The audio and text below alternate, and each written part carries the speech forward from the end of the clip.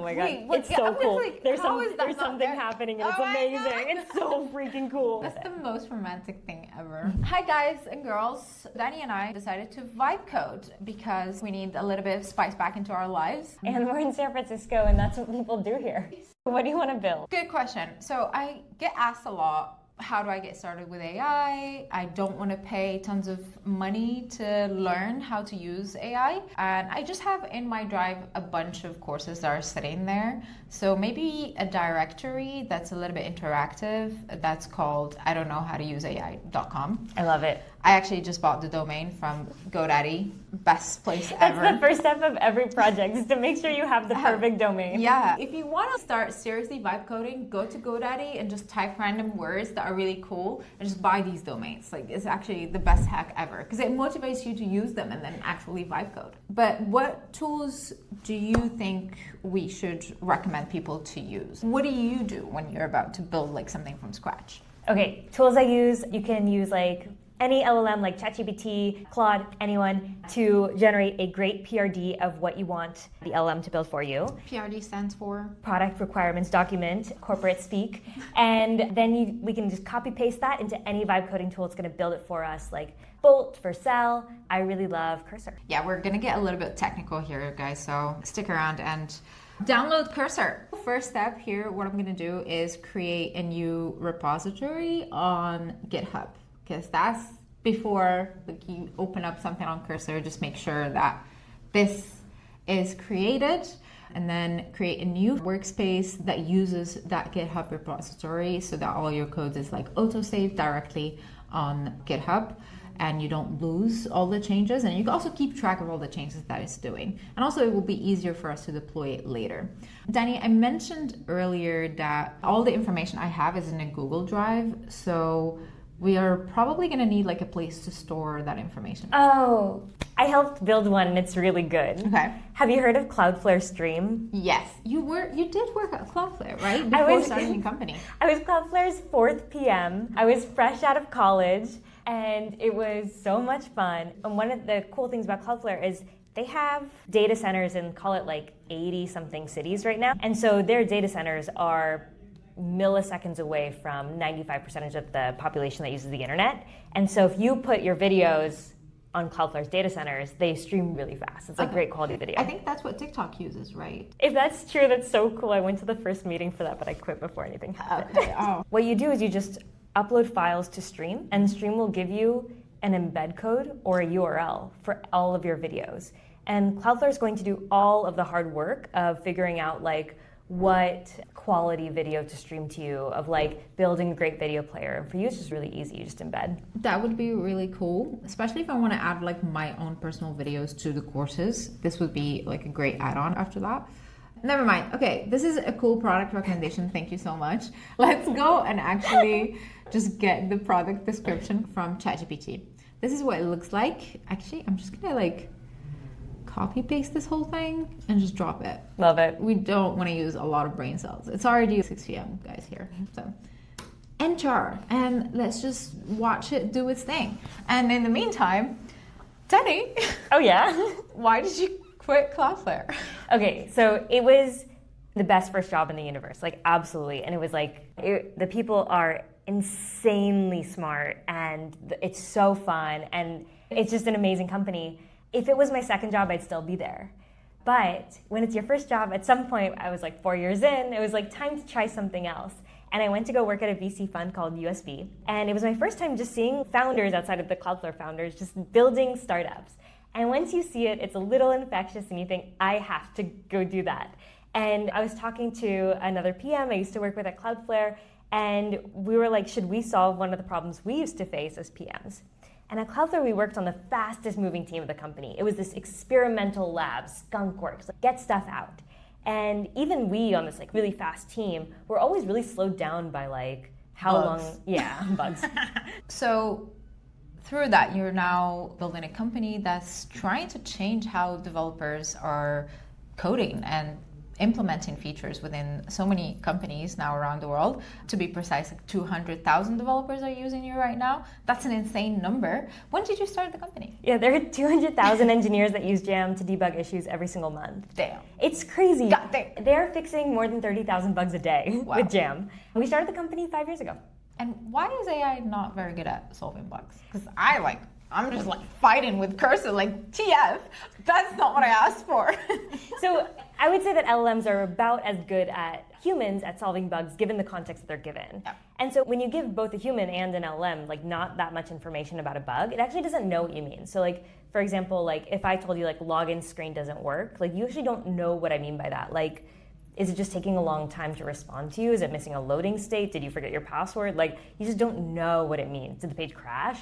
And so similarly, when people are like chatting with these LLMs, they're trying to tell them about bugs, the LLM's just missing the bigger picture. And so we just built a tool that lets you give the bigger picture really instantly. That's pretty cool. And we are actually going to add it through the MCP into Cursor right now. The way to do it is to go to jam.dev docs, and then you'll find the MCP, and then you can just press this button and it will add it directly into Cursor. And then we'll actually show you in a minute what that does, because I'm sure, look how much code this is generating. I'm sure there's like a problem or two here.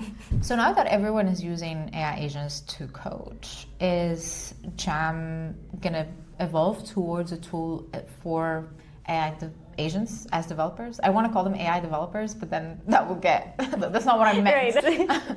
Yeah, we already are. It's so cool. Jam is a way to speak engineer for anyone. So it doesn't matter if you have no engineering background. It's a video recorder that adds all the engineering details there for you. I'm actually going to show it live. Yeah. Oh, I think Cursor is almost done. Woohoo! That was fast. Let's look at this. Oh my God, it actually turned the document. I can't wait to see what it made. It just made its own fake data, but cool. Awesome. All right, let's try to run this on terminal. That's actually doing that. I talked this week to Paul Jacobian, who's the founder of Copy AI, and he's so prolific and he's so funny. And he was like, we should bring back pagers. And it should be a pager for when the LLM is done working on your request. You should get beeped. Honestly. Yeah. Like a beeper. Yeah. We should do that. I was like, I would That's buy a that. whole startup in itself. Guys, she's giving you $1 million ideas here. Listen up. What AI tools do you use to run your startup? How many people are in the startup? Did you guys raise? What's going on with you? I actually don't know. We're 20 people. The team is amazing. Tech stack at Jam, full stack JavaScript, everything JavaScript, TypeScript, so we don't have any bugs. And the team is split between Copilot and Cursor. It's just a preference. I personally use Dia, the browser. It's cool, so you'll be like... Did you see that you just got sold? Yeah, good for Atlassian. Good for a browser company too. Slack, everything Slack. Yeah. Notion AI is quite cool because the thing about Notion is things sort of get lost in your knowledge base, and then someone can just be like, how do I enable this feature for a customer into Notion AI? And it's like, here's how you do it. So that's cool. They just announced agents today, so it's making me want to move away from linear, because now it's like super repetitive. If we keep our tasks in one place that's not as interactive and self-updating as Notion would be. Same for my CRM. I don't know about you, but I'm seeing software tools just making more features and absorbing more. Yeah, it's like we're going from tools that you stitch together to cyberspaces that you operate in. Yeah, and it's about design preference, and I like that team. It's not about what the features are anymore. What's the moat in this world? And it's something like brand and trust. It's always been important for companies to not break trust with their users and like to keep their promises, but now it's more important than ever. It's like, how do you pick between a lot of tools that are in the same space, and which one hasn't broken your trust? What about security at Jam?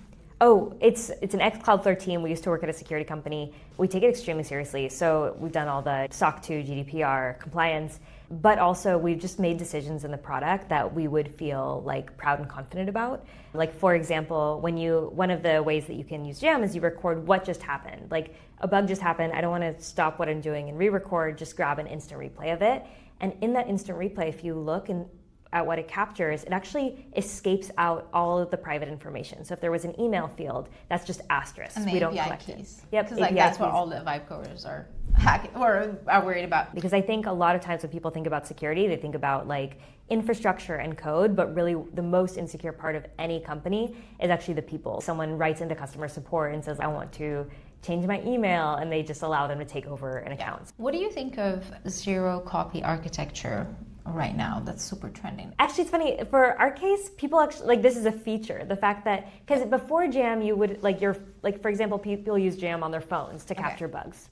And before you Jam, on your phone? it's so oh my cool. god, It's so cool. Discovering stuff. I've been using this product for 2 years. It's like so cool. I'm so excited for you to try this. Before you use Jam, you'd have all these videos just like taking up a bunch of space on your phone. When you use Jam just like stores the videos for you, and so you have a link, and you don't need to have a bunch of videos of bugs taking up all your storage. So it's like a feature, the fact that, okay, we'll just give you an easy link for your videos. When is Jam going to release its own AI bug fixing agent? Oh my god, it's so cool. There's something happening, and it's amazing. It's so freaking cool. When is it coming out? Okay, whenever you're building a product, there's a stage in which your team has it because you're like dog fooding it, and no one else has it. And we're in that stage, and it feels good. It feels so good. It's coming out. I can't wait. Okay, never mind. We have our app ready, and it looks amazing. It looks incredible. It looks really good. This is really above and beyond what I expected. You can even subscribe to the thing. Oh, let's change the bar. So let's jam it. Okay, let's first off deploy this to Vercel. Cool. Create new projects. By the way, Vercel has a free tier, so guys, just like, that's why I said make sure that you create a GitHub repository, because this process will be easier later on. You can also do this for free on GitHub. In the future, like not even months from now, an AI is just going to do all of this for you. You're going to just be like, deploy this for me.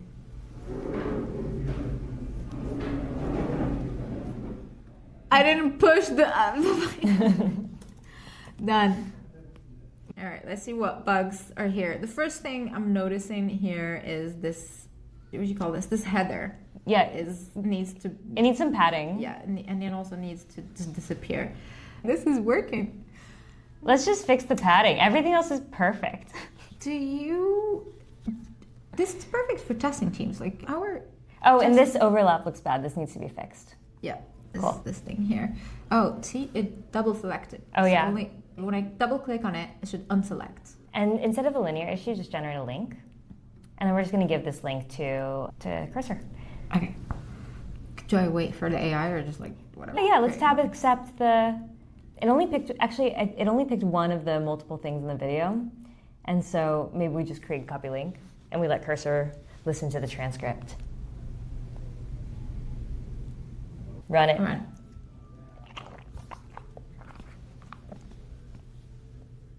So what cursor is doing right now is it's analyzing the gem the way that a human would. First, it understands what am I looking at in the video, and then it's like watching the video now.